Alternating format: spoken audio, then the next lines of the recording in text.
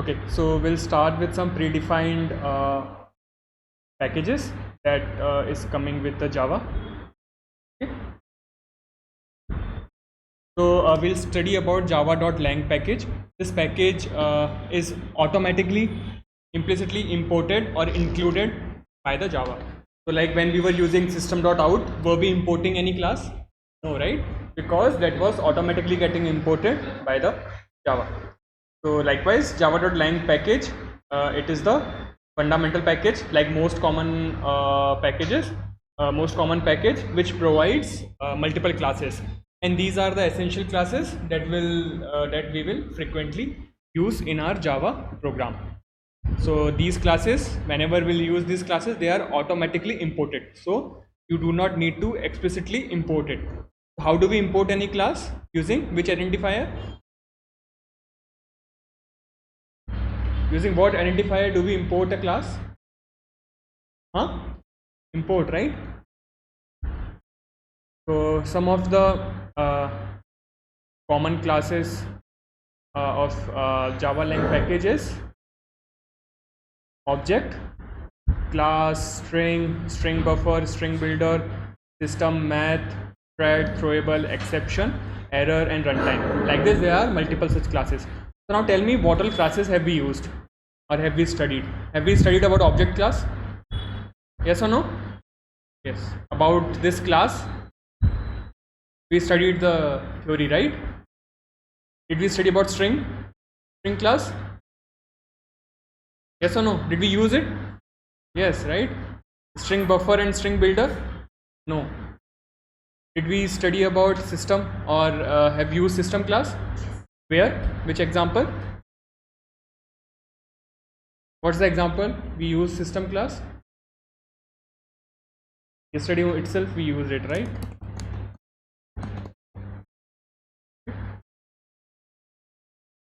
In all this class we have not used it. We'll see some of the common classes, right, one by one. So let's start with object class. Object class we have already covered. Where did we cover this object class?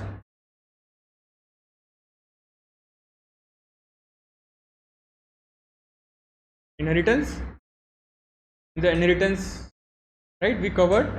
What did we study about object class here? That object is the root and all other classes are inheriting the object class, and these all are the methods which are exposed by the object class. We already studied it.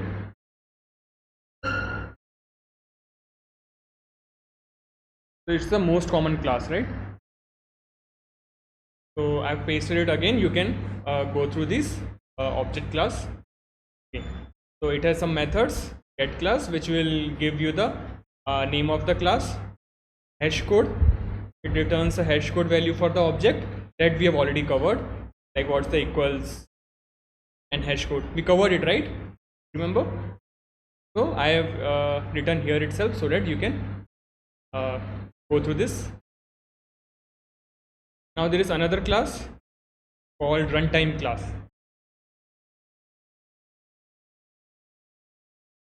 Okay. So now what is runtime class? Again, this class is provided by which package? This class is provided by which package? Java.lang. Provided by java.lang package. So here every Java program application will have only one instance of class runtime. So whenever you will run any Java application, there will be only one instance. What do we mean by one instance? One object. There will always be one object of runtime, right? And what is the use of runtime? Using this class, we can interact with the environment or the operating system where we are running the Java application. So how do we get this class object? There is a method called getRuntime method, using which we can get the runtime instance, right? And then this instance, it exposes some methods where we will execute some of the processes, some of the commands. Okay, we'll go through one by one where and we'll see how we can use it, right? So there is a method called exec. Exec means execute, right? So what does it mean? It means this method will allow you to execute some of the commands, right? So let's suppose what commands are we using? Let's suppose we are using ls, where we see all the files. We use cd to go to some other folder, right? There are some os command line like there are some commands, right, through which we can interact with os. Like if we do open, it will open a current directory. Like this, there are multiple commands. What does cp will do? Copy. Very good. So all these are commands, and then which we are running in command line, and all these commands we can run through Java application using this runtime method called exec. Okay, so let's try to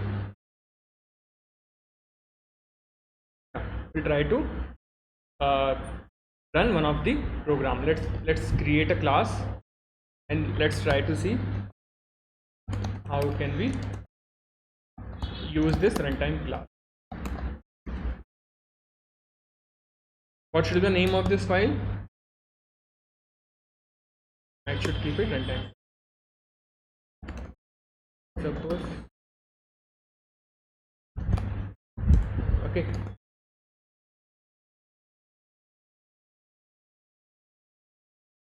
Why it is throwing an error? Because I have not declared a package. It is inside example utils, right? So I should declare a package. What should be the package name? form.example.utils, because this is where this file is present. Now let's get this. Let's see this runtime class. So see, this is a class, and here we are saying we can only have one instance of runtime class. So can we create a runtime class object? Can we create it? No, we can't,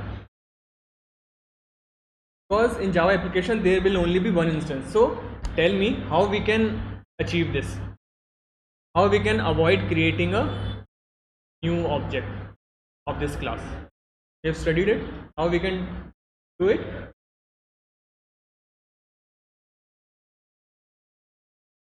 How I can avoid this? Using folder name. I should not be able to call the constructor. How? What should I do so that I can't use the constructor? Simple, make it private. Make it private, na?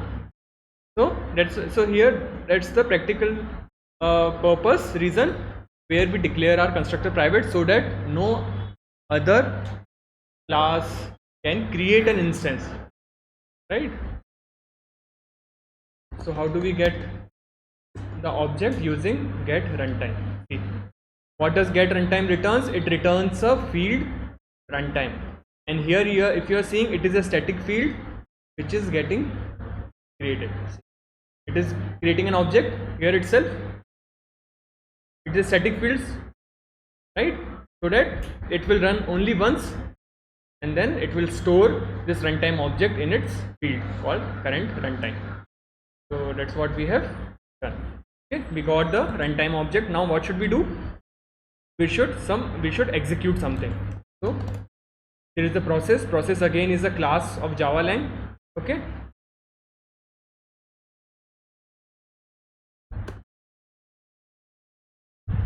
So here you have to get runtime, and then you have to execute. Let's suppose, what command should I give?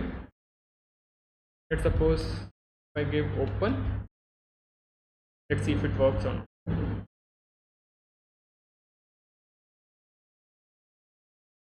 It asks to handle the exception. Fine, we'll add it here. We'll study what does it mean. Now let's try to run it.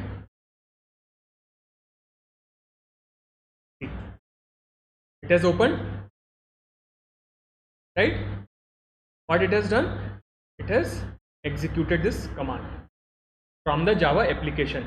Whatever we were doing in this command prompt, Same we can done it here. We can execute any of the command like ls, whatever command we can execute like this using the method called exec. Okay. And how to get a runtime object using this method get runtime. We have seen how this method is implemented. And and there is another method called exit. What does it do? It terminates your application. So let's suppose this is my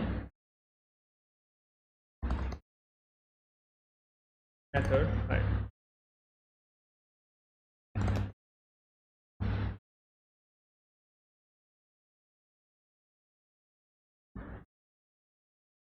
Let's suppose here I don't want to print hello. I want this to terminate here itself. What should I do?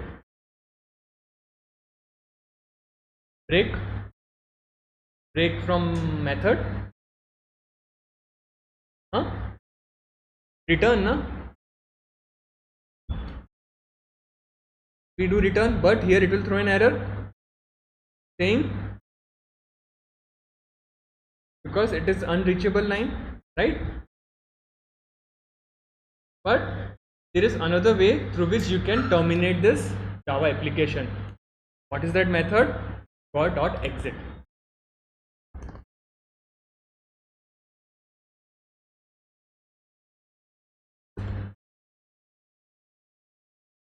Now if I run this, what will happen? It will print hi, it will come to this line, and then it will exit this application there and there, then and there itself. Just execute. It has not print this hello. So there must be, like, normally in our production code we never use this. Why? Because we never want to exit or terminate our application, right? But this exposes some method where if we want to exit our Java application, we can do this. Getting it? So we are talking about different methods which our runtime class is providing. And GC, what is GC is? Garbage collector. What does garbage collector do? So it reclaims the memory of an object that we have created, right? Using the GC method, what we can do, we can suggest. See, you can only suggest. You can only suggest the JVM to run the garbage collector. Is it sure that once you hit runtime.gc, the garbage collector will run for sure? Here, does it imply that whenever you will call .gc, the garbage collector will run instantly? No, no. Here, what you are saying suggests. It only suggests. Now it is up to the JVM when he wants to run the garbage collector. It's this, using this method, whenever this method will be called, it will just suggest the JVM ki okay, now you may run the garbage collector. We are just suggesting the garbage collector, the process of garbage collector to please run the garbage collector. But it's up to the garbage collector process whether it wants to run or not. Okay. Now there is another method called shutdown hook. What is the shutdown hook? This is the method where you can register some hook. Okay, you say which will be executed when the JVM is shutting down. What do you mean by JVM shutting down? It means whenever application is terminating. Okay, what does JVM do? It executes your Java program. So when it will be when it will be ended, or when it will shut down, when you complete running your Java code. Yes or no?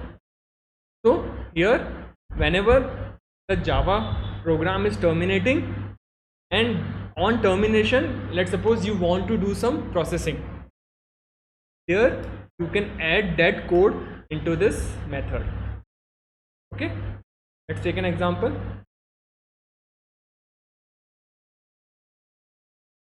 Here,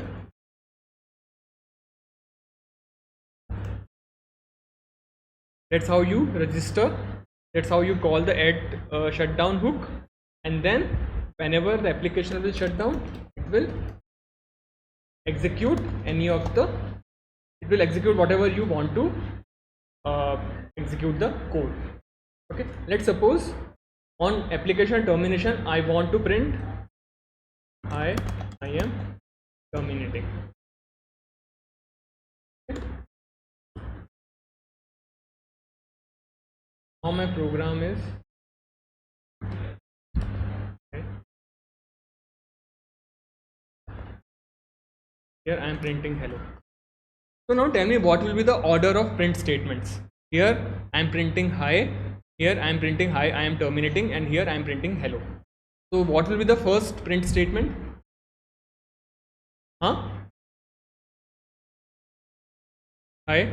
Second, I am terminating. And third, hello. So it will terminate here. Why? What I have added? Method. So what does this method do? Is it this method terminates? Then what did exist do?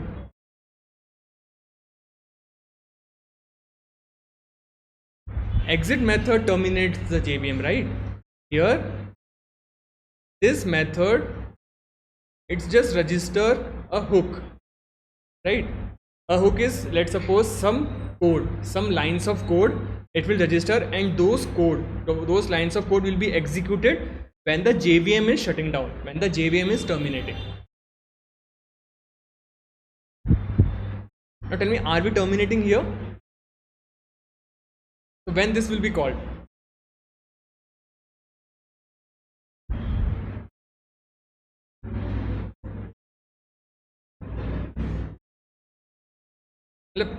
What does this add shutdown hook do? Come on, speak up, like else you won't be able to understand. You have to clarify your doubts, like what you are not able to understand. Like you won't tell now what will happen, guys. Like, why are you not speaking?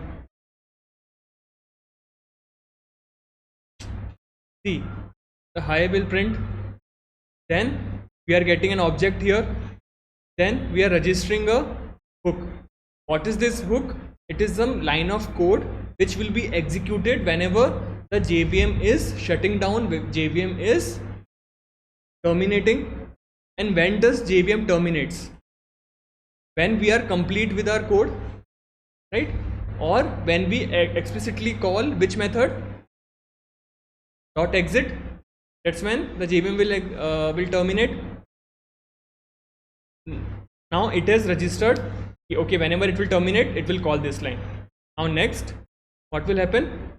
It will come to this line, hello, and then is there anything left for JVM to execute? What? But when it will execute is terminating. So this is the last line, right? Which JVM is executing. After this, ideally there is no work to do. After this, the JVM will terminate, and then once JVM will terminate, it will call this and it will terminate. Got it? So that's what a shutdown hook is. Now we also can write a code which can run the music or video. How? Using which method? Execute, right? Using execute method you can run anything. Yes or no? Right?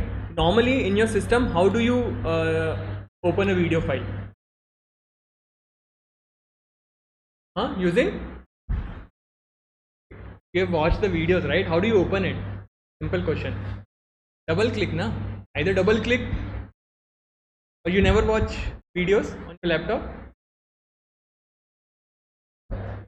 Okay, so using double click you can do. Also, if you want to do through command, I think for Windows this is this command which will execute a file. So let me run the file, let me run the code which will run a music mp3 file for. Here I'll print it because my window is Mac, so this command won't work.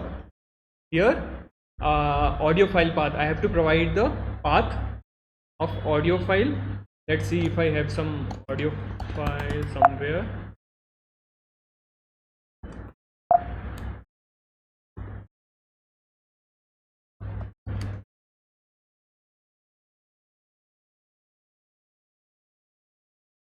Yes, this is the audio file. Let me run it. What should be the path of this file? Should be this. Under users, Scruffle downloads, I have this audio file.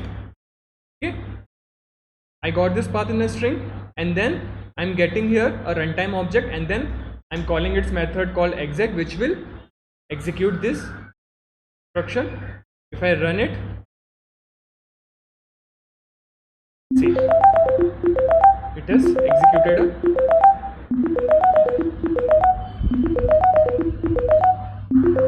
Okay, I can quit it. This is how you can also run a music file on your Windows using the command. Okay, now let's see a code if I want to run some video. So again, we can use same command open. So what should change here now? What should I change here now to run video file?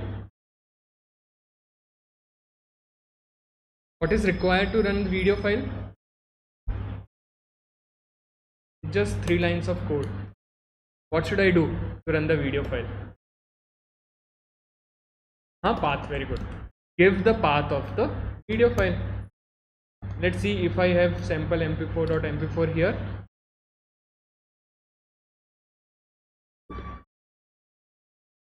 Yes, I have this sample mp4.mp4. I have video file here. Let's rename the variable, although it doesn't matter, but still rename it for your clarity. Now if I run it, okay, the video file is running. Likewise, you can also do on your Windows using this command. You can try, let me know if it works or not on your Windows machine. I don't have Windows machine, so I'm not able to test it. Okay, so this was about the runtime class. Any doubts here? Now we'll study about system class. So where have we used the system class? I've asked this 10 times, this question. Where have we used the system class? println. Very good. The system class is a final class. How? Is it a final class? How we can check? Just print something and go to system. It's a final class. So what do we mean by final class? Inherit. No one can inherit it. Can I create an object of final class? No? No. Who is stopping me?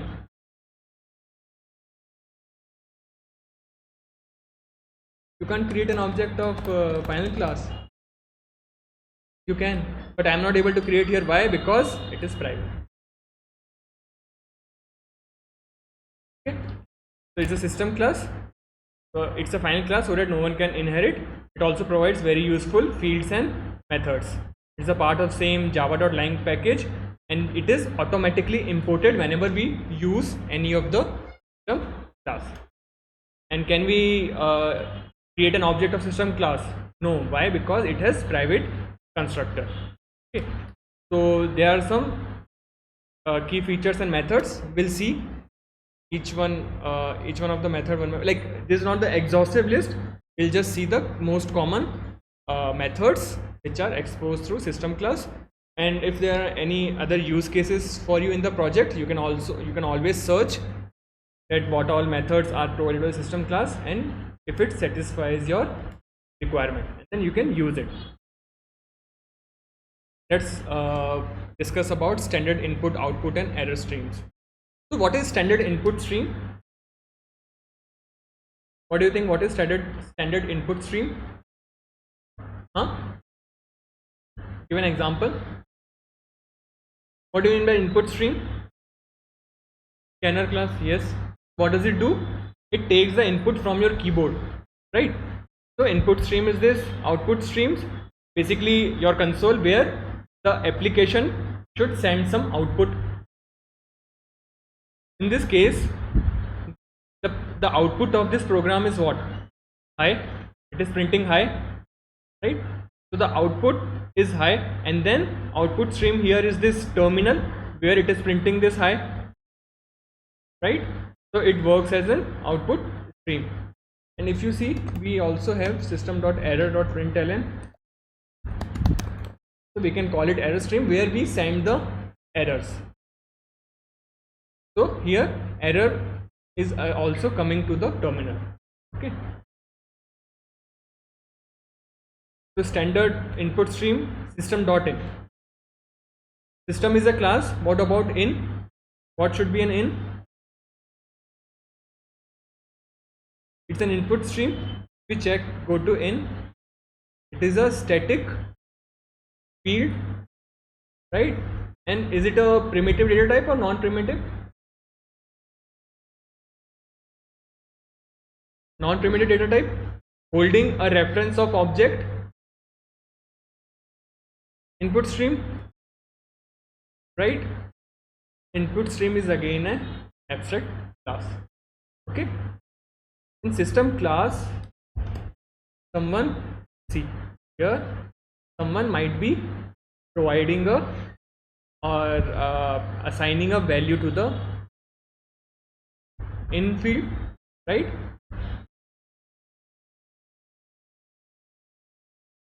Where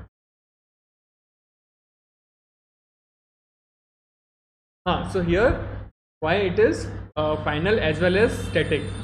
So here according to her, if it is final, then what will happen? It will not initialize, right? But we have seen it will initialize at one particular place. Where? Constructor. Can we initialize a final variable in constructor, right? So there it means it can initialize in constructor, right?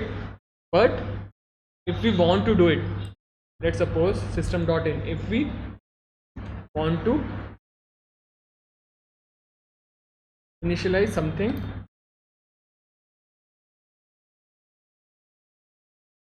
we can't do it. Why? Because the final field cannot be assigned. We cannot do it, but during the creation of system dot during the creation of this system class in the constructor, they can initialize it. That's a good question. Great. Okay. So yeah, system.in, right? It is a field which holds the reference of input stream.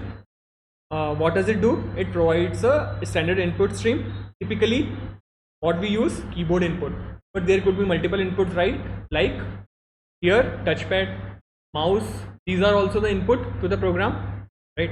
System.out, again it's a standard output stream.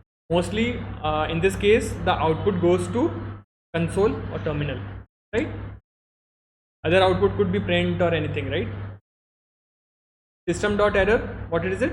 It is error output stream where we push or where we sends the error messages. Okay.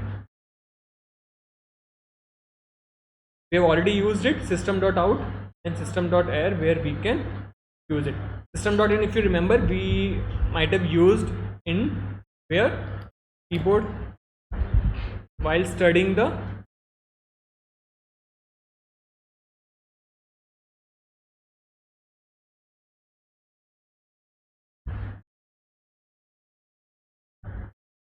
we have used system.in where we are providing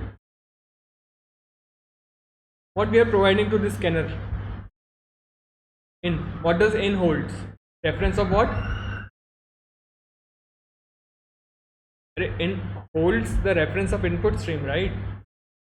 So it will provide a reference of object input stream to class scanner.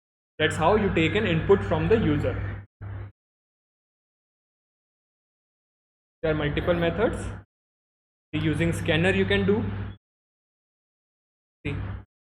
as well as buffered reader Also you can do where you are using system.in our input stream, passing this to another class, and then again this object is passed to another class, and then we are creating an object. So this will also study when we'll study about file stream and all in detail. Here we'll see. In console, here we can again system has one method or called console, where it provides a console object, and we can use this to read the line of password. What we have seen this, right?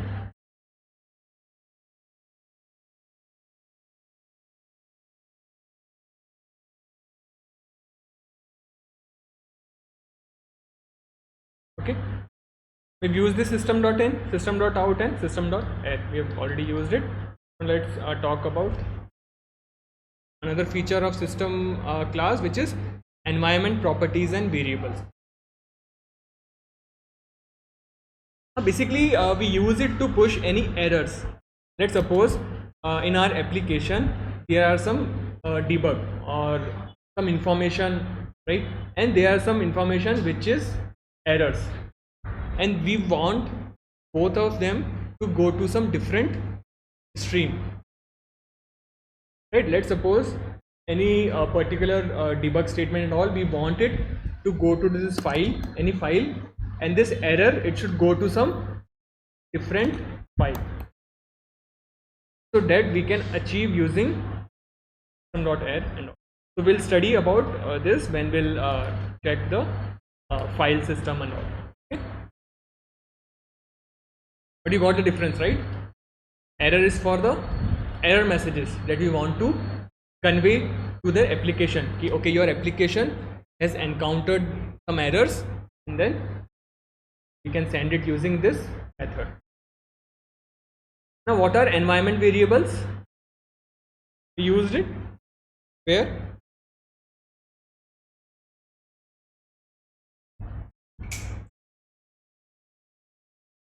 Where did we use it?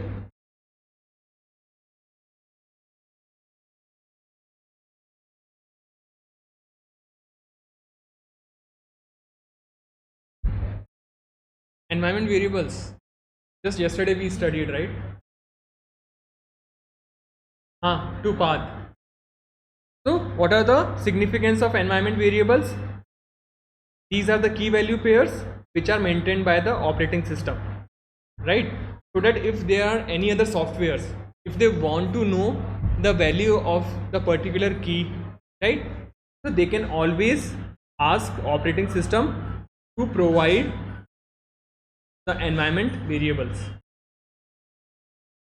Okay, so what they are used for? It is used to configure the runtime environment for applications. So every OS like Windows, Mac, they will have some environment variables, right? It is not specific to Java.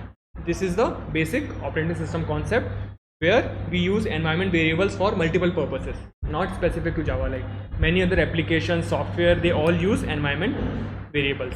But we'll study how using system class we can access those environment variables.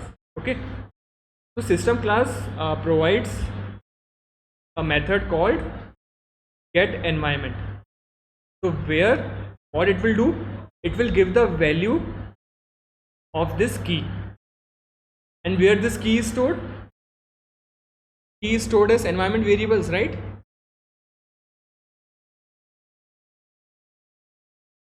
Getting it? So environment variables will have multiple key values pair, like path and class path and whatever. They will have multiple things. We'll see what all values environment variables will have. And also you can see in your laptop in advanced properties, you can see environment variables. What all properties does it have? Using this system.get environment, we can get the value of a particular key, and if we want to get all the environment variables, we can use system.get environment, where it will give us a map. Map means you can treat it as a list of key and value pairs.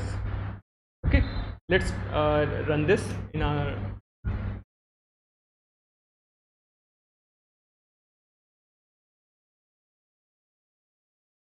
If I run this, to see.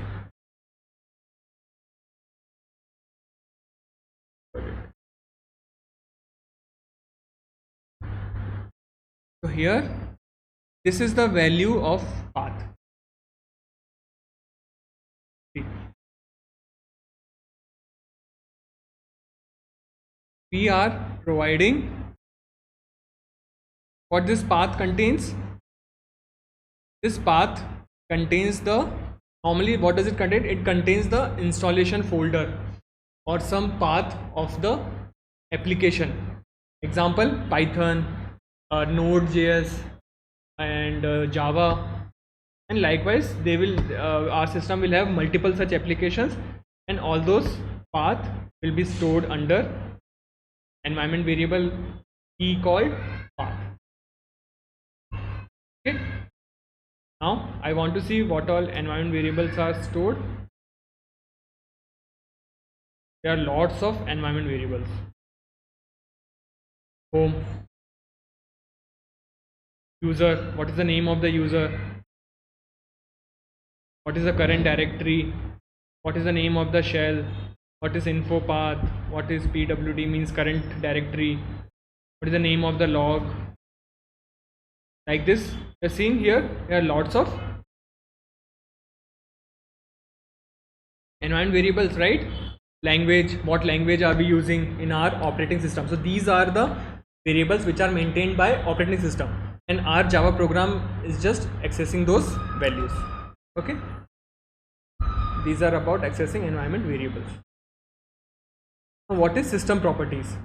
System properties again are a set of key value pairs that contains information about runtime environment. So when we run our Java program, what is the runtime environment there? JVM, right?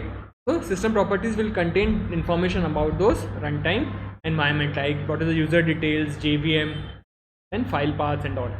And how do we access those system variables? Using system.get property. And here environment variables are accessed using get environment.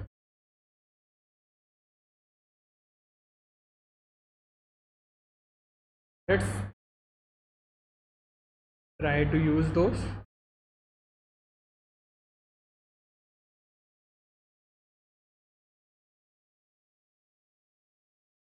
See, what I am getting a value of this key called user.directory. So what is user.dir will hold? What do you think? It will hold the current directory, and I am running the project here, Basin Core. We have named this project as Basin Core Java, right? That's what it has shown the path. Let's here I want to check the OS name. My OS name is Mac OS. If I want to check Java version, see 1.8, and like this it will print everything. Let's suppose if I want to print all the system properties, so see, these are all the system properties. And who is managing these system properties? Who will manage these system properties? Operating system or JVM? JVM, very good. These are managed by JVM or whatever application we are running. So here system properties are specific to JVM or any other application. Let's suppose if you are running Node.js, React.js, so those particular application will maintain the system properties, whereas environment variables are accessible by all processes running on OS. Why? Because environment variables are maintained or managed by operating system. And system properties we can modify at runtime using system.set properties, but environment variables we cannot change it. Okay, system properties are again set by the JVM or user within application, but environment variables are set by operating system. Okay. Now let's go to another method of system class called array copying. Have we studied about array copying in our previous class? Yes, we have studied. Since we have not revised, so for every question you are just nodding your head. But we have studied this where when we studied about array, how do we copy an array? So we can use this method called system.arrayCopy, where we provide the source. What would be the source? Source would be array, na? You want to copy an array, the source would be an array. Source position would be from where you want to copy an array. And dest, what it will contain? Dest, object of what? Object of what? And another array where we want to copy this array, their position, and the length. Length means how many elements we want to copy it. Okay, so this method copies an array from the source array beginning from the given position and to the where does it copy to? It copies to a destination array. If array index goes out of bound, or if this length is negative, it will throw an exception called index out of bounds exception. Okay, so here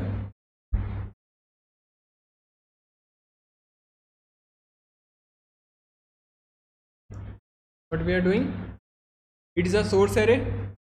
How many elements? What is the size of this array? 5. What we are doing here, line number 11, what we are doing here, we are creating another array with size 5. What are the values in this array? The value of each element. There will be 5 elements, right, in this array. What are the values of those 5 elements? 1,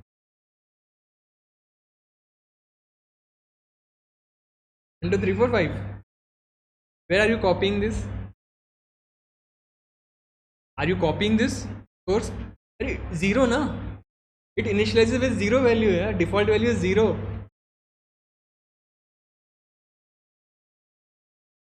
See, here if we see source, the value is 1, 2, 3, 4, 5.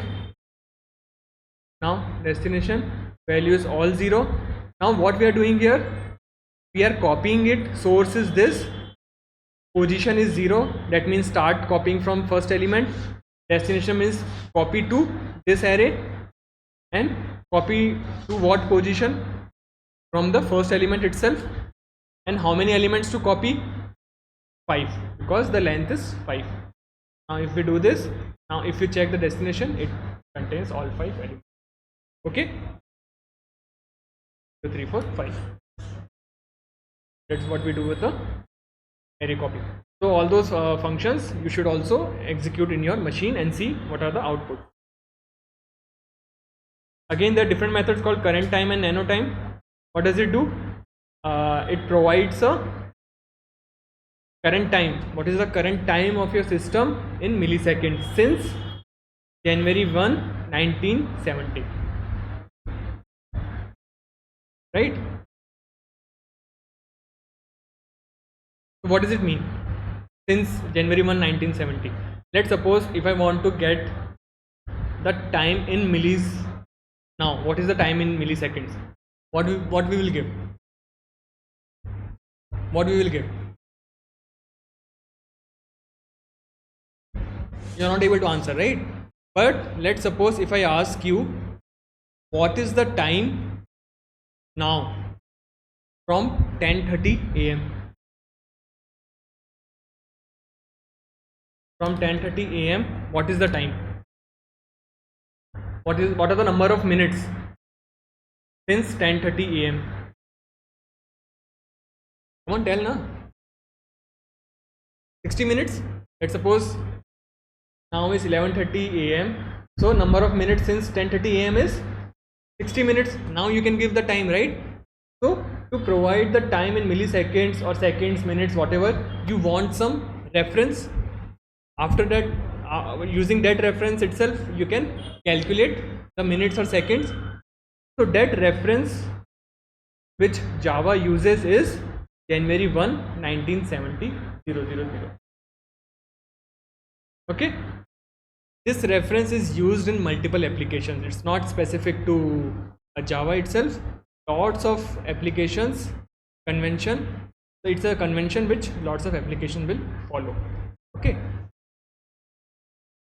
So this method system.currentTime millis, it will give the time in milliseconds since this date. Okay. And what system.nanotime will do? It will give the time in nanoseconds, which is more precise. Milliseconds or nanoseconds? Huh? Nanoseconds, right? That is more precise. It will give the time in nanotime. You should execute this code and see what are the output. Okay. Now loading files and libraries. We can use system class to load the files and as well as some libraries dynamically at the runtime. Runtime means using code you can load the files and libraries, right? So what you can use system.load and you provide the name of the file or the path of the file. So see here I'm using this method to load a particular library called library.so.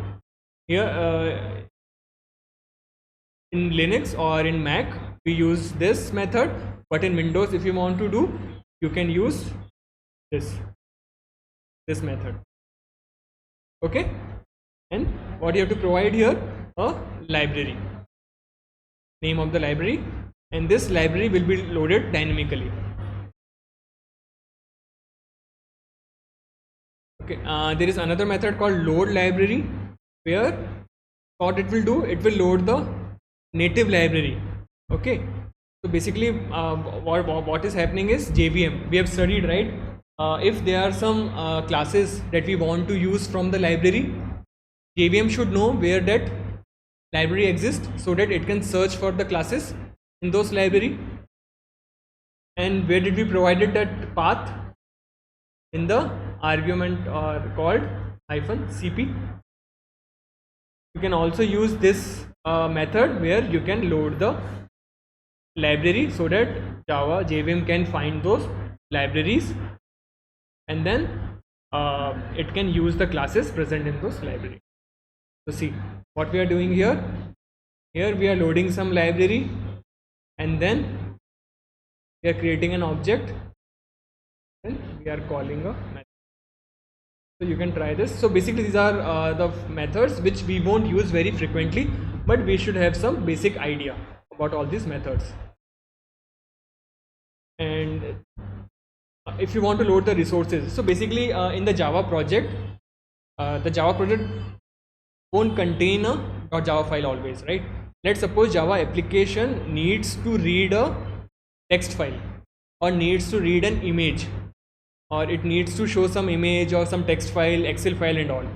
So all those files will be present in a package or in a library, in a Java project, and those are called the resources. So to use those resources, we can use a function called class loader get source in the name of that resource. So what this method will do, it will find the resource with the given name. And if you want, you can also give the path of that resource. So all this you will use it when you'll study about some advanced Java or the Spring and all. There you will use those methods and all to load the resources. You can try out the methods here. Garbage collection we have already seen. Here system, it will provide a GC which will suggest to perform a garbage collection. What does garbage collection do? It can reclaim the memory of an object that is no longer in use. Okay. Garbage collection is automatic memory management. Why? Because we specify the code to create an object. Do we specify the code to delete an object? No, right? That is the function of garbage collection, which will automatically reclaim the memory, will delete an object. Right? What does it do? It reclaims memory occupied by objects that are no longer in use. Okay. So as I said, this method will just suggest, and JVM is not obligated to honor this request. It is just a suggestion, and then JVM, depending on multiple factors like heap size, what is the memory available, when was the last garbage collection that was run, and what is the algorithm that is being used to collect the garbage. Depending on all such factors, it will perform the garbage collection.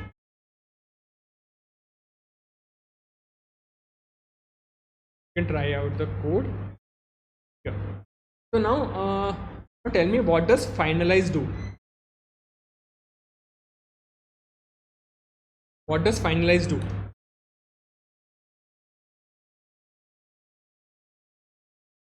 Come on. Once we have used this method,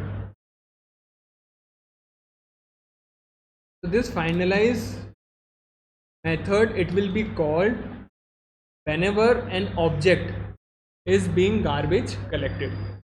Okay, if I'll run it, so see, object is being finalized. When it will be called? When an object is no longer in use, when garbage collector is reclaiming the memory of that object, then this method will run.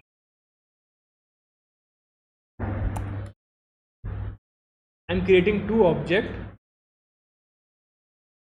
Now tell me how many times this object is being finalized will be executed. How many print statements will I see? One. Whenever we reclaim the memory.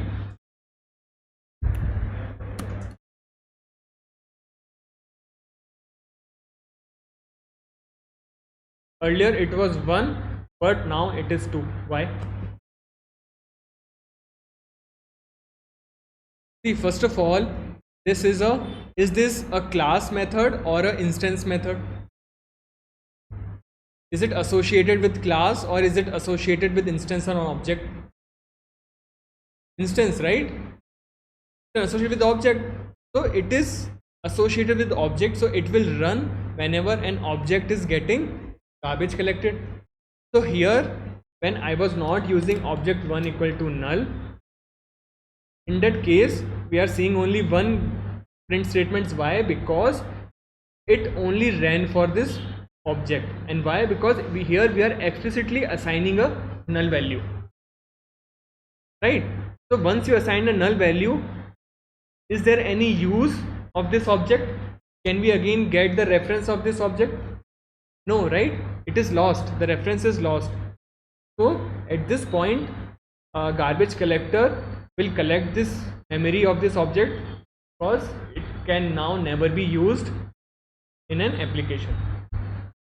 But since I have not assigned object 1 as null, so garbage collector will wait for some more time to see if it is getting used or not, and when it's realized it will not be used, it will again garbage collected. But if I edit null, then at this point itself the garbage collector will reclaim the memory. That's why you will see both the time. Okay. Terminating the VM, we have seen what method do we use? Exit, which will terminate the currently running JVM instance. Okay. So what's the status code here? Status code dot exit, it accepts an integer. Basically it denotes what is the reason for termination. If the value is 0, it means the application is exited successfully. Successfully means the flow, whatever application should do, it has executed everything, and normally it is terminating in successful scenario. But if it is terminating due to some error scenarios, then we will change the status, okay, to some whatever value you want. Okay. So here status code of 0 indicates successful termination. They have closed it. It's smelling, right? Stinking. While non-zero, it indicates some kind of error or abnormal termination. Understood it? Right? Shutdown example we have seen. What does the shutdown do? When does it execute?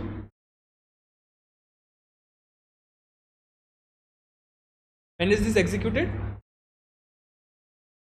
when the JVM terminates. Okay, so that was about system class. Now we'll do about cloning. Have we done shallow cloning and deep cloning? Have we read about it? Clone, right? What is the clone? This is the process of creating a copy of an object.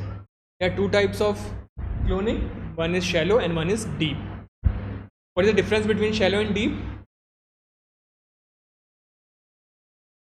No idea? Not revised, right? Okay. Shallow, it will create a new object, but if that object is having a reference of some other objects, in that case it will just copy the reference to that object. Okay, let me give you an example, right? Again, so here I am creating a class.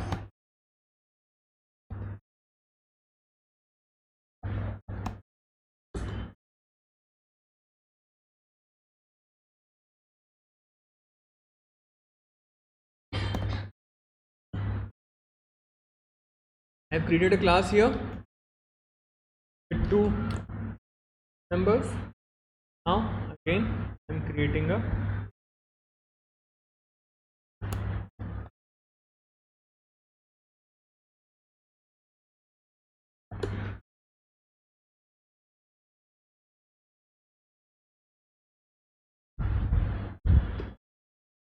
now tell me why I am writing this clonable. Because it denotes that I will clone this class, right? Now I have two classes. Now this class, what does it contain? A reference of this class, right? So address will store a reference of an object type address, right? So where it is storing is in the constructor. In the constructor, while creating a class person, we are providing a reference of address object. It is storing it here. In the clone, it will just clone it. Okay, so see here what we are doing, we are creating an object of address. We are storing the reference of this object where? In type address. Now we are creating a object of person, and what we are passing here? Address, right? We have created person 1. Now we are cloning this person 1. What it will do? It will create a object of person 1 and person 2 will hold it. Okay. Will it create a new object, or will it share just a reference of person 1? Share the reference. If it has to share the reference, then I can simply do this now. Why I am cloning? Cloning means I want a new object, like a memory will be allocated for a new object. Copy means all those fields will be copied to person 2. Let's see.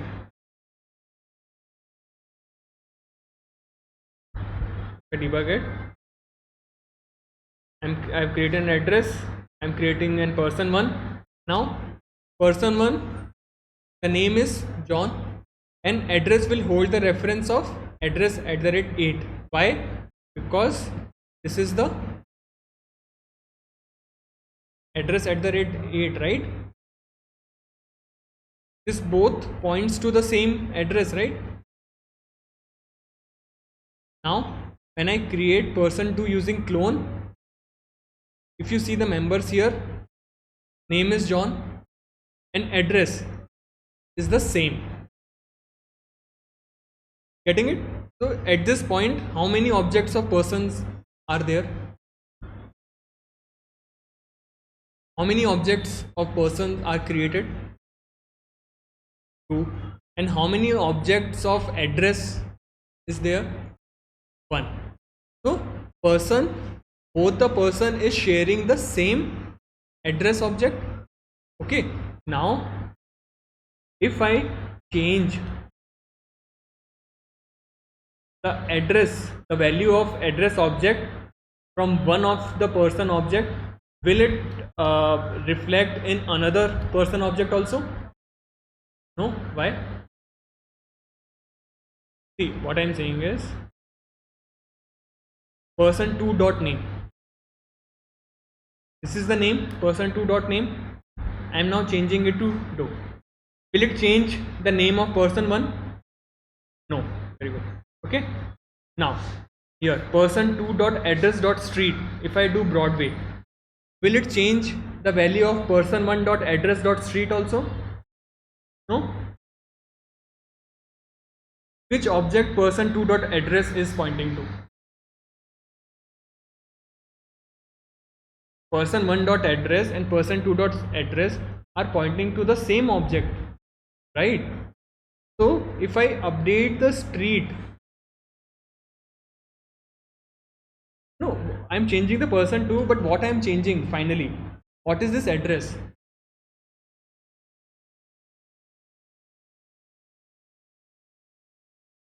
Not getting? No. Let's see.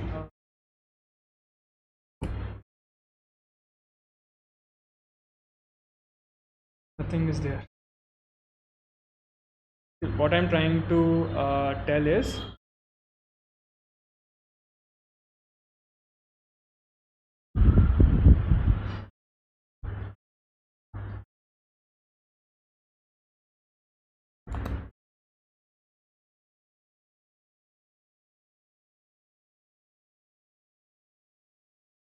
if you create a person here, you have created an address object. It means an object of address is created. Yes, and there some address would be there. Let's suppose address 1. Okay. Now this address, what does it hold? It holds, right? Now you are creating person1. Person1 will again create a new object. Yes or no? And what does it contain? It contains name and it contains address. An address holds, what address will hold? A reference of an address object, right? So here, while creating it, what are you passing to this person? Which address? This one, right? The same one. Yes or no? So this points to this.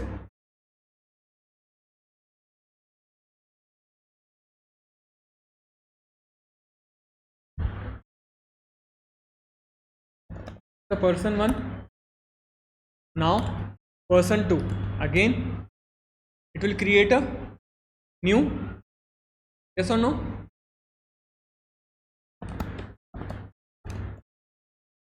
It is having two members, right? At name and address.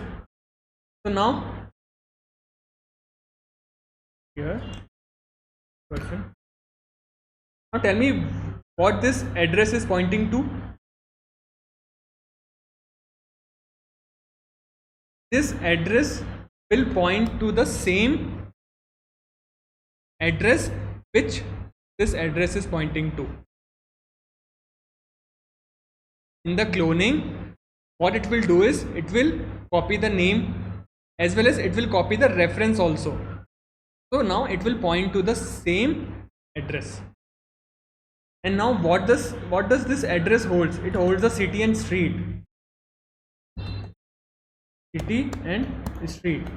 Now if using this person2 dot address, if I change the city and street of this address, it will be changed for this person1 also, right?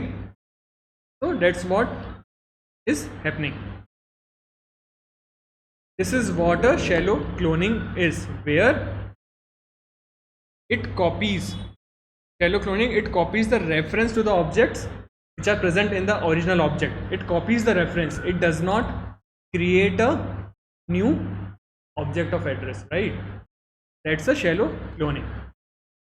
So the new object is a copy, but any nested objects inside are not copied. Instead their references are copied. If there is any object reference, only the reference will be copied. How we do shallow cloning? Like this. This is the code where we do shallow cloning. And now, what is the deep cloning? In the deep cloning, what will happen is it will create a new object and then it will recursively copies all objects which are referenced by original object. So I'll explain you with an example. When you will clone, in the clone, what you will do, you will change the clone method. What you will do is, when this clone will be called, person1.clone, first it will call a super.clone. Super.clone means it will call a, it's what super.clone will call? So which class this person is inheriting? Object class, na? Every class will inherit object class. So this clone method is provided by the object class, okay, which will clone a person. But will it copy this address? No. We have to do it. How? In the cloning, what we will do? Clone.address. This is the new object that we have cloned. In this dot address, we are again creating an object of address. We are creating an object of address. How? Because dot clone will create an object, right?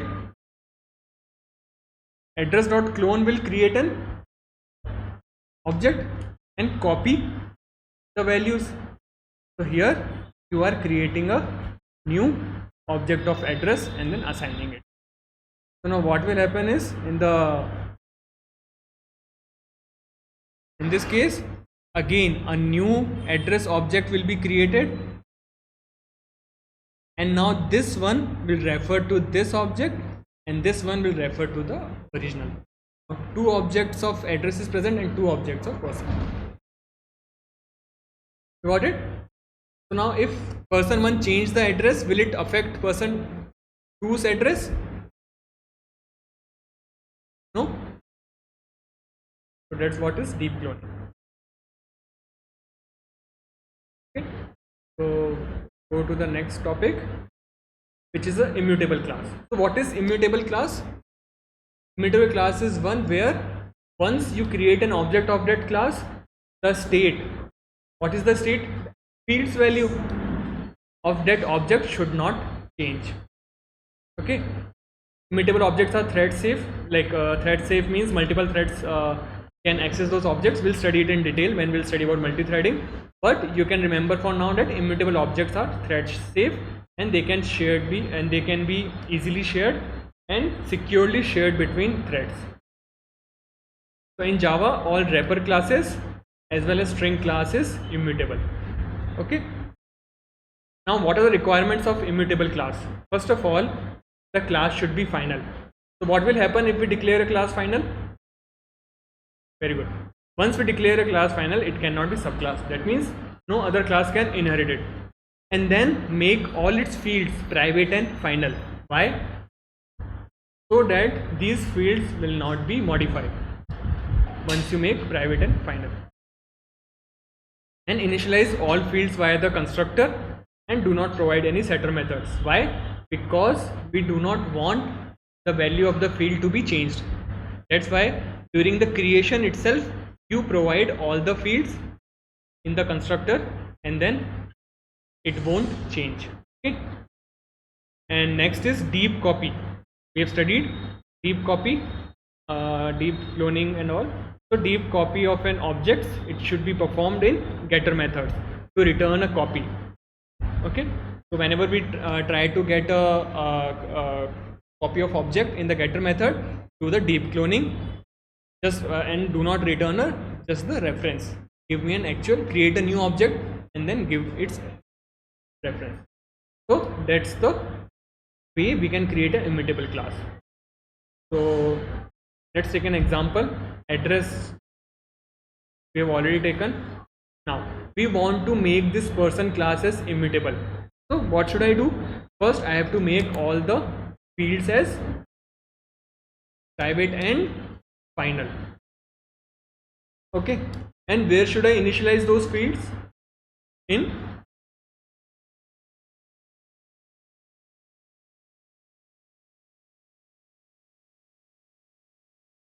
constructor. I should initialize those fields in constructor. So I should write a constructor which should initialize the field.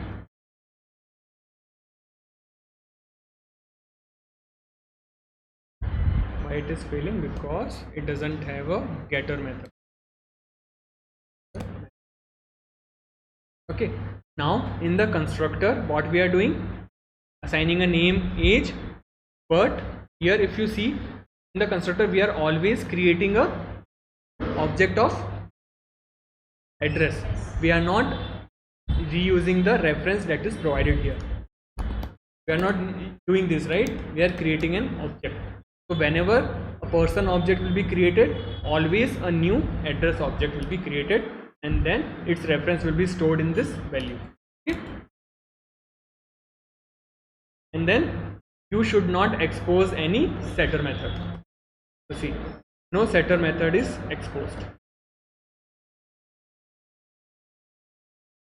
Okay, so that's how you can make a class as immutable class. And let's suppose if you want to get an address. So get address, what it is trying to get? A reference of this address. So rather than returning the reference, what you should do? Create an address object and then return those. Why? Because we do not want any other class or any other method to update anything into this address. That's why we are creating new object. Okay, that's how we'll make a class immutable. You have to try this. Now next is a class called java.math class. It's again a utility class which provides some methods for performing some mathematical operations like some arithmetic, trigonometry, exponential, rounding and all. So it is also exposing some of the constants. If you want to see, math dot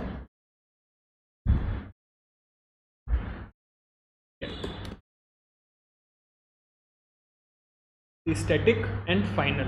It means it doesn't need an instance to get this value, and then this value will never change. Why it is failing? Because it should be double. So it provides some constants. So this is not an exhaustive list, because if we keep on keep doing this math class in detail, it will take 1 week, right? So you try out the things, right? What all methods that it exposes, and then if needed you can use those method. So like it provides some arithmetic operations like add, subtract. So tell me, are these methods are instance methods or static methods? What do you think? Instance methods? Static, na? Because you are using a class to get this. Using these methods you can get the exponential or square root or a log, trigonometry, sine, cos, tan, you get it. Rounding, here you want to round a value, you can use round, or floor, the nearest minimum integer value. Ceiling is the upper bound, absolute is only positive value. And you can also use math class to generate any random number.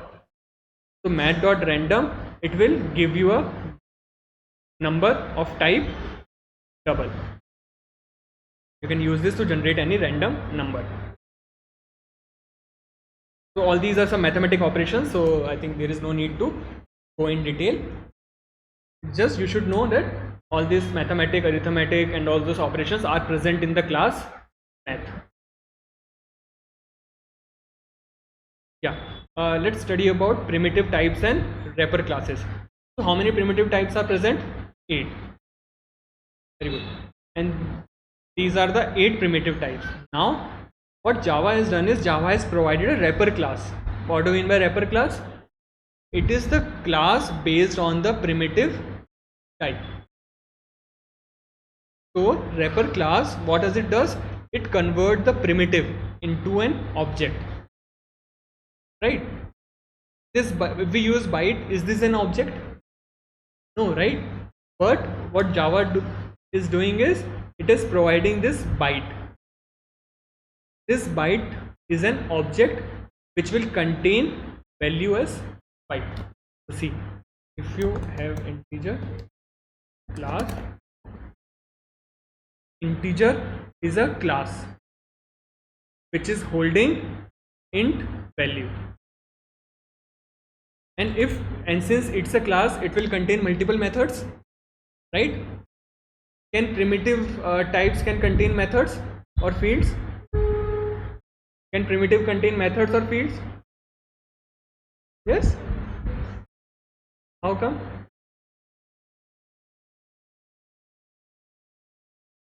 I'm writing this. What method does it expose? Does it expose any method? No, right? So primitive does not give us any method type. These methods, fields are the properties of class, an object, right? So that's why we are coming up with wrapper classes.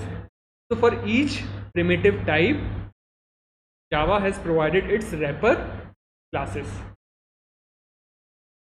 Okay, and there are some utility methods and constructor where we can convert primitive types into objects and objects into primitive types. So we'll go for one of the wrapper class, and rest of them are just the same. You can go yourself. And what's the use of wrapper class? See, how many return types a method can have? One. Only one is present, right? So, and also if we pass in a method, right? If we pass the primitive value, see what I'm saying is here. Let's suppose there is a method.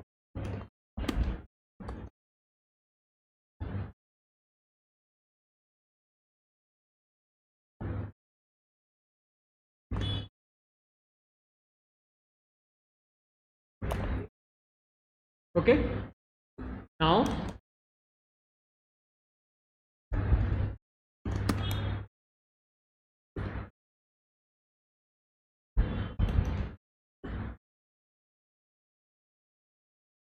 what it is doing, it is defining an I,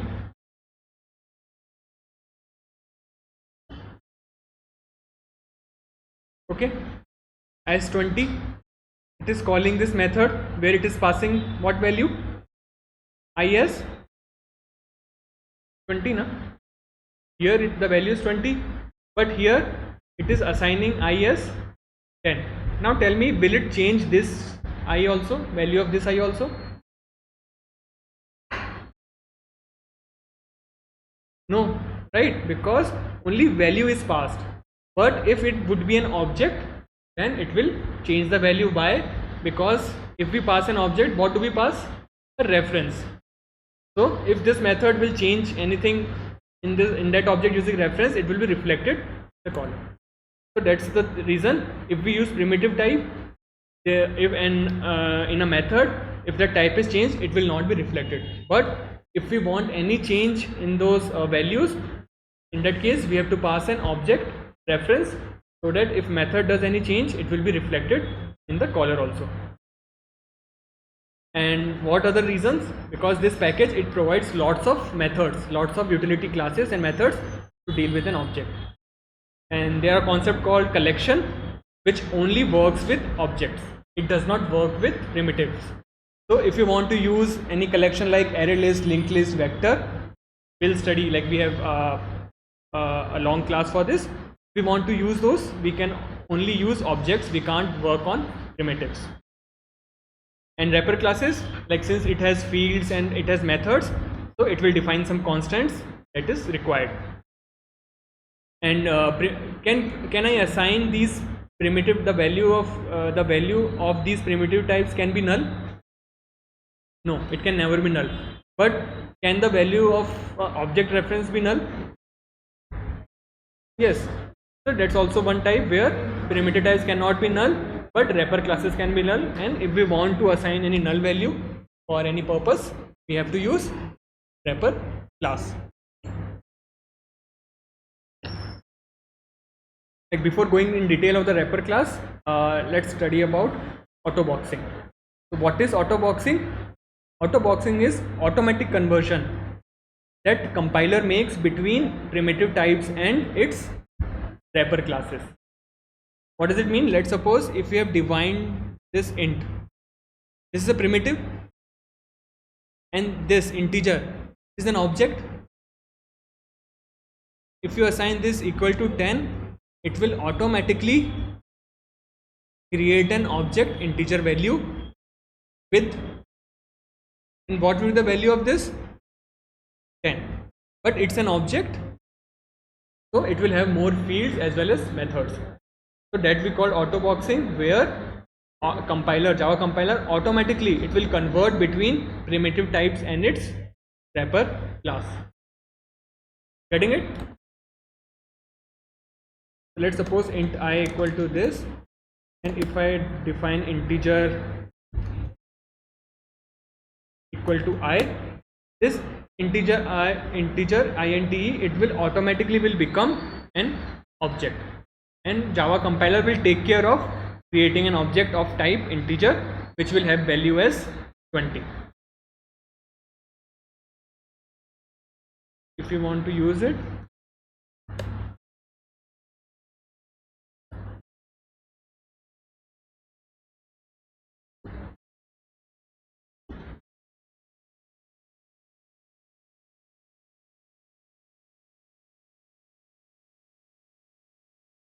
if I want to use this, I is 20, this integer I, its value will also be 20, but you can call multiple methods or fields which will present this integer. See, this integer, it contains fields called min value, max value, the type. There are lots of methods called to unsigned string, format unsigned. There are lots of methods that you can perform on type integer. And how do we autobox in method invocation? Let's suppose you are in a method, in a parameter you are accepting value of type object integer, right? And here while calling this method, if you are passing this primitive integer, so here Java compiler will automatically will convert this to an object integer. It will create an object of type integer and will assign a value as 20. Okay. Autoboxing in collections. Collections also, when we'll study, will go in detail. But let's suppose you are creating an object of this, and if you assign this int 30, it will automatically be treated as an integer wrapper class.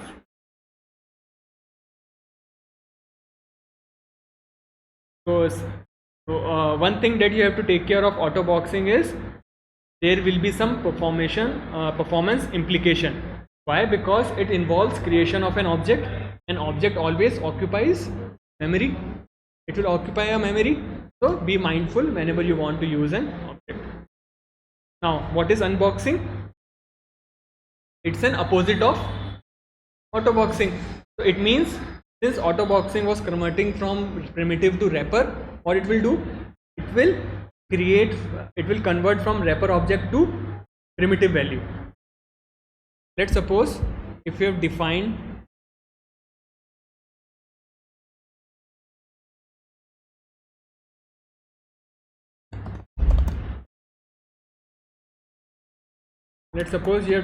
this integer I.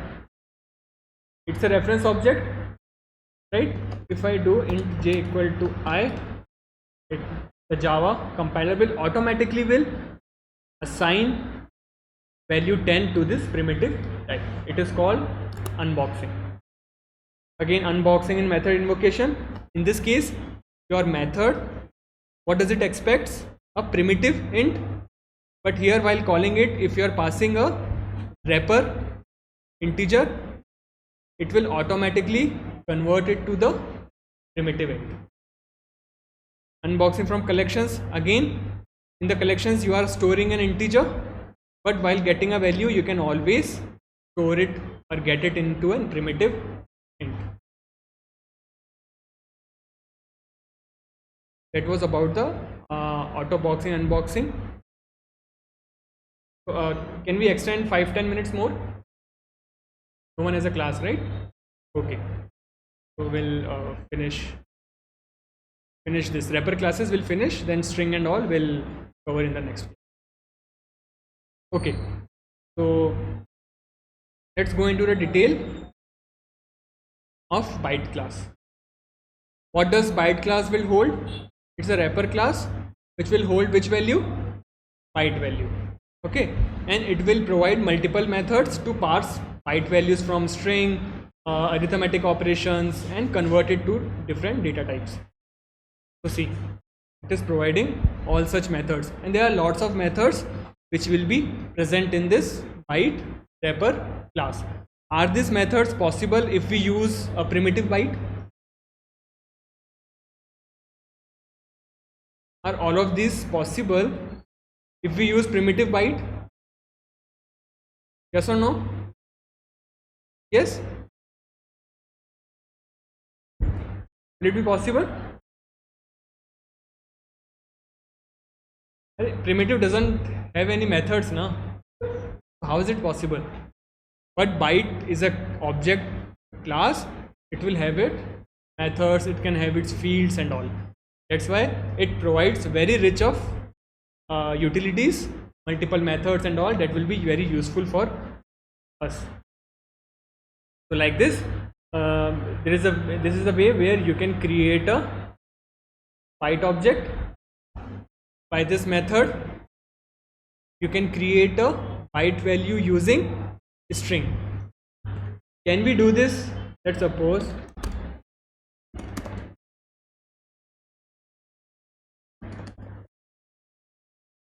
can we do like this? Is it possible? No, right? But if we use byte object, it is possible. See, this byte, since it has multiple methods, it has one method called valueF which will convert a string to corresponding byte value. That's why it has some arithmetic operation. So all these functions, methods you can execute, right? In your editor, go and try out all these methods. Okay, just exactly you can just copy paste and see, try printing what is happening here, put the breakpoint and all, you can see. Because there are hundreds, thousands of methods, we won't be able to do in the class each and every method. Okay, here we can do arithmetic operations. Using this we can convert from int or long or to other data types. Let's suppose I have this. Okay, now I want a integer representation of this byte. What I can do, I can do b dot int value. It will give me an integer value of this I. Getting it? But if I would have described this as primitive byte, is it possible? But since it is an object wrapper class, it exposes one method which will give me an integer. Like this, it can also give me an byte, int and long. It also has an constants where the maximum value is 127 and minimum is 128, right? We know this. If we store it beyond this, won't be allowed. Comparison is whether two values are equal or not. There is a method for comparison also. Again for short, here also it's a wrapper class. What type of value will it hold? Short value. You can create it like this, parse it from the string. Like using the string you can get the short value. There are multiple arithmetic operations possible. You can also convert to multiple other data types. Okay, and these are the constants which are present in this short. Like I've just provided a most common constants and methods. There are lots of other things that you can explore and use it. Comparison, to compare between two short values. Again, same integer class. Okay, let's try to this particular class. All the methods. We'll just do for this. Rest we'll just skip.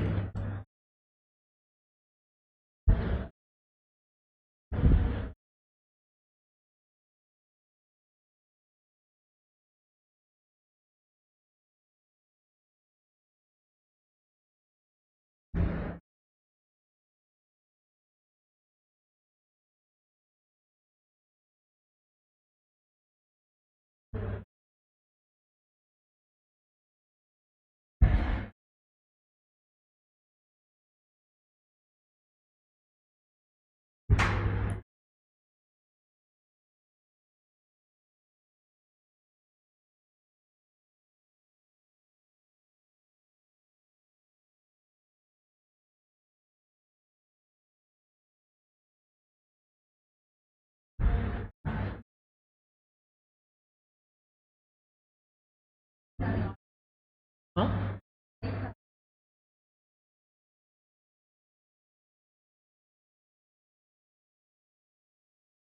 Typecasting. Typecasting you can use, like we have studied, right? In primitive data types, you can use typecasting. But this wrapper class also provides a method where you don't need to explicitly typecast.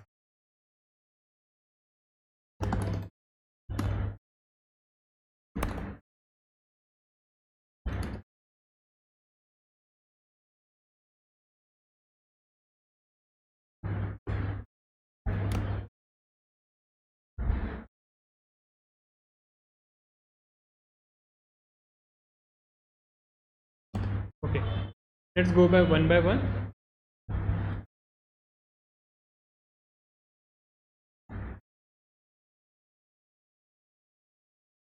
So here, what we are doing here in this line, we are creating an integer object, and its value would be 100. So it will create an integer object, and here we can see it has some address, and value is 100. Here, what we are doing, creating an integer object whose value would be 20. See, you are seeing the reference. It means it has created this object into some memory, and this is what the reference of that memory is. Now here what we are doing, integer parseInt, it is accepting an in string, and then it is converting it to its corresponding integer value.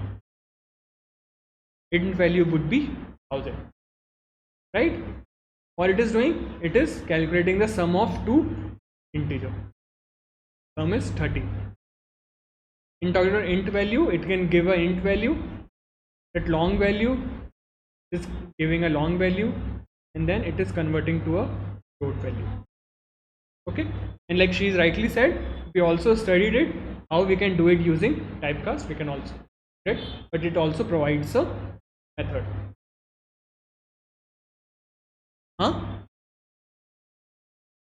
Sorry.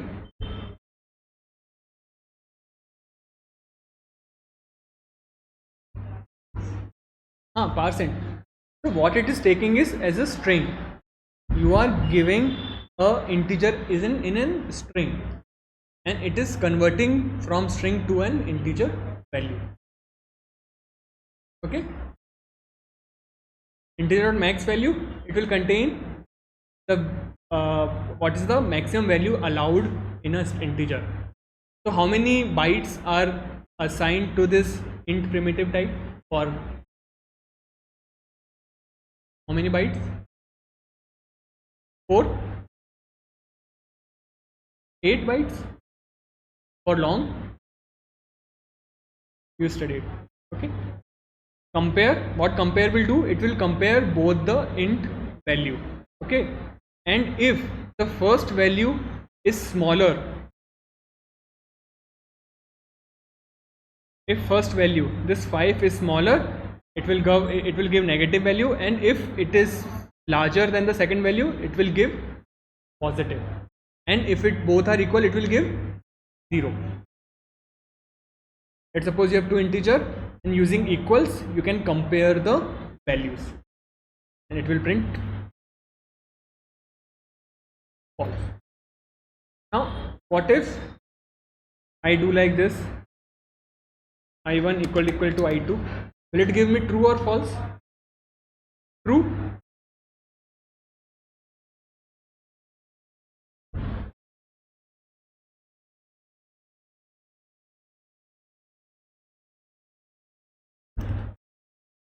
Okay.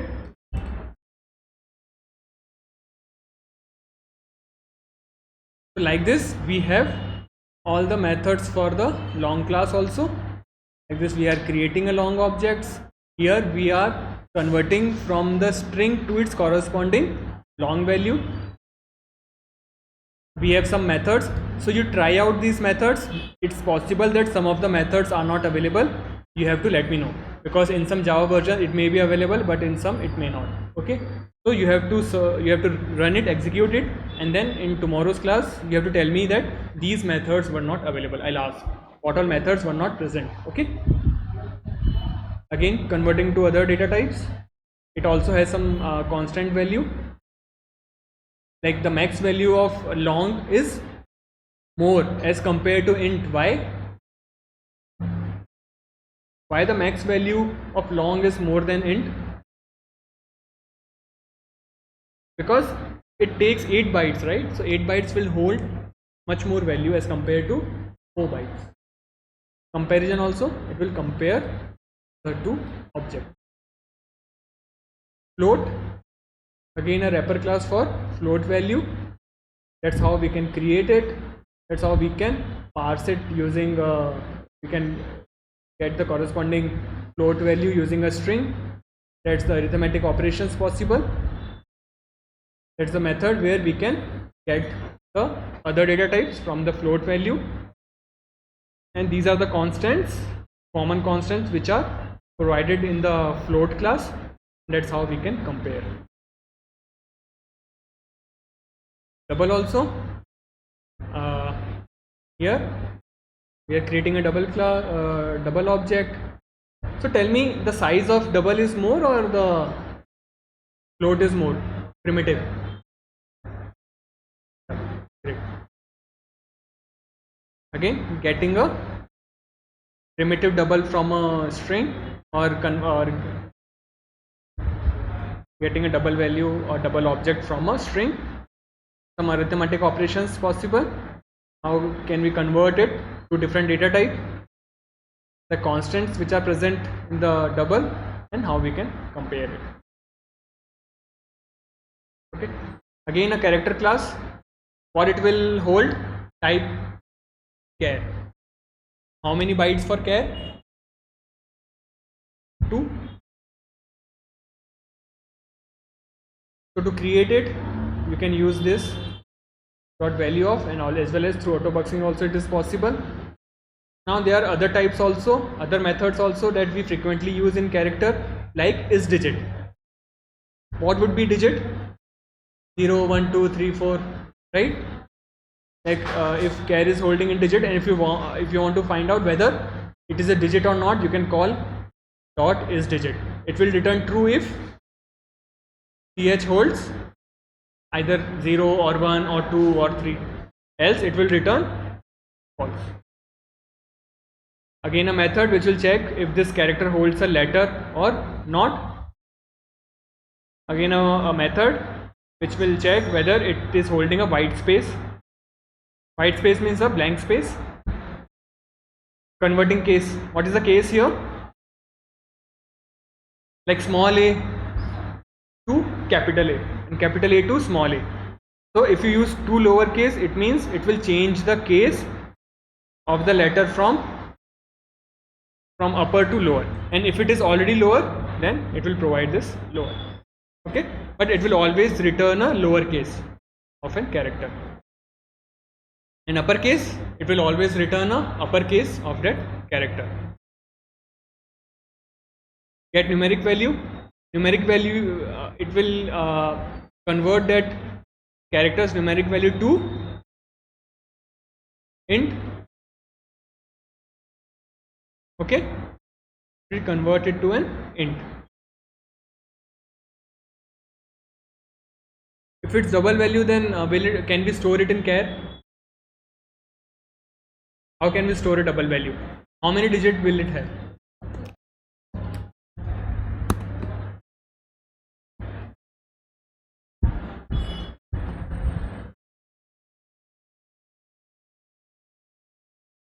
We can't store it. What we can store? And then integer is sufficient to convert this. We get numeric value, and then it will return int. Okay. How can we check for equality? Dot equals method is there that you can check. Constants are this dot min value and dot x value that you can try. You have to try all the methods and you have to tell me what all methods are not working, and then we will find out, or you have to find out the corresponding correct method. Boolean class, or it will hold value of type Boolean.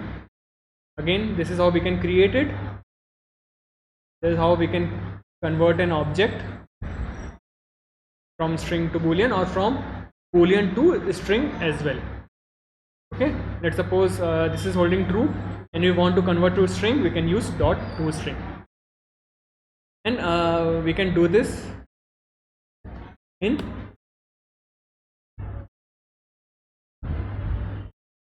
integer class also, and other wrapper class also.